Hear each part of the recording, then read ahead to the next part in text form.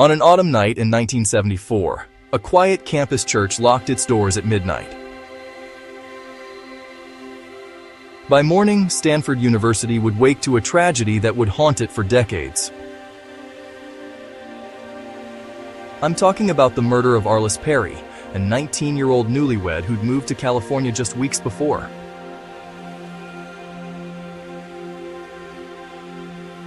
On October 12th, Arliss told her husband she wanted some time alone to pray at the memorial church. He stayed in the dorm. She walked into the night. She never came back. When the church reopened hours later, staff found a scene police described as deeply disturbing. I won't get graphic, but Arliss had been killed inside a place that should have been her sanctuary. The case ignited fear, rumors, and a flood of tips. And then, nothing. Detectives worked it hard. They interviewed students. They interviewed church staff. They interviewed far-flung acquaintances. A campus security guard said he'd seen Arliss that night and had locked up after she didn't respond. The problem? This was 1974. Forensics had limits. DNA wasn't part of the toolkit yet, so the case went cold. Years turned into decades. Suspects came and went. Legends grew. False leads multiplied. Every so often, technology took a step forward, and evidence from that church took another trip to the lab. That's the quiet hero of this story. Science that keeps evolving. Evidence collected carefully in the 70s. Items, trace materials, fingerprints didn't change, but our ability to read them did. In the 2000s and 2010s, forensic labs could pull profiles from smaller, older samples than ever before. Investigators re-examined the case, one lab test at a time.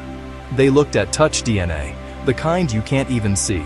They revisited a palm print. They compared everything with modern databases. In 2018, the break finally came. DNA from the crime scene matched a familiar name in the files: Stephen Crawford, the campus security guard who'd reported locking the church the night Arliss vanished. Detectives arrived at his door with a search warrant. As they announced themselves, Crawford took his own life. It was a devastating end, but it also confirmed what the science had already said. The Santa Clara County Sheriff's Office announced the case solved. The DNA, the palm print, and the historical timeline aligned. After nearly 44 years, Arliss Perry's murder had a culprit. Here's why this matters. Cold cases aren't dead cases. When evidence is preserved, every leap in technology turns yesterday's mystery into today's match. Meticulous collection back then, paired with modern DNA analysis, brought answers that witnesses and rumors never could.